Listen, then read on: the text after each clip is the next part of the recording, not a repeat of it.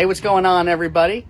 This is your Legislation and Military Policy Director, Matthew Schwartzman, joined here with my predecessor, ROA Life Member Extraordinaire, Susan Lucas, and we're coming to you with a special edition of the ROA Up to the Minuteman Update, a briefing from the balcony, if you will, with some exciting news.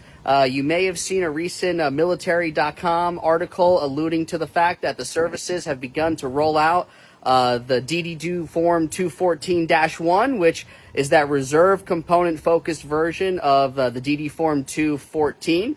ROA was very involved in this line of effort. It actually predated me and goes back to the time that Susan was serving as your legislative director. And so I want to hand it over to Susan. If you wouldn't mind just talking a little bit about, ROA's leadership in this effort to secure the DD214, and just talk a little bit with our members about what they may be able to expect. Sure, I certainly will. It's 2025. We're finally seeing it done. And when you look at the history of it, ROA was one of the leading associations for this. Because obviously we represent the reserve component members and their families. We started this in 2018. It ended up taking 2 years to finally pass in the fiscal year 2020 NDAA. And then it took another 2 years to finally iron out the details, and DOD was told to implement it. And they finally did it in 2025. One of the reasons that we jumped into this issue, because the issue of us having a 214 has been out there for a long time. The reason we jumped into it when we did is because DOD had decided that they would implement IPS, the Integrated Pay and Personnel System. Once they made the pay and personnel system a completely electronic base, because strangely enough, it's hard to believe that even in 2018, the services were still paying and accounting for the reservists manually. It's just hard to imagine that as far advanced as the services are technology-wise, for the reserve pay and personnel, they were still paper. And so once they decided to go to an electronic pay and personnel system, that's what allows us to say, hey, it's really time that we do the 214-1 for the reserve. And the reason is because they'd always complained about how hard it was to do the 214 for reserve, because our service was on and off, on and off, on and off. But by having the electronic version, the system basically pre-populates it. You don't even have to have anybody that can figure out all the services and what service, what period counts, what doesn't. It's all pre-populated between the personnel system and the Defense Finance and Accounting System, DFAS. So once we saw that it was going that way, we knew that it was very possible to get this done.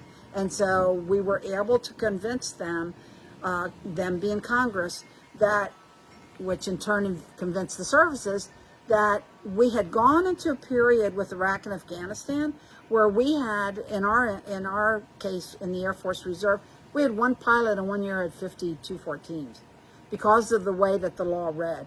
So we went from one extreme to the other, where they were never getting them, to now they were drowning in 214s. And what we said is, let's get more towards the 214 being issued in basically a situation base of service. You're separating, you're retiring. Now you could still get it for the other periods, but now it's, at least now we know, which we never had before, that at the very least, you'll get a 214 upon retirement or separation. So it made it a little bit more predictable, because you actually had reservists that could possibly not get a 214 at all.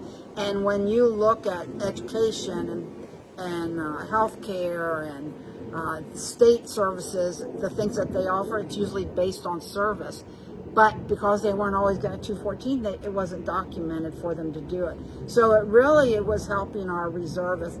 Plus, it also had the ability to reduce the manpower requirement the services were faced with, having to kind of over-document the amount of service that we were doing. So it's hard to believe that it took so many years for what you would think would be something simple.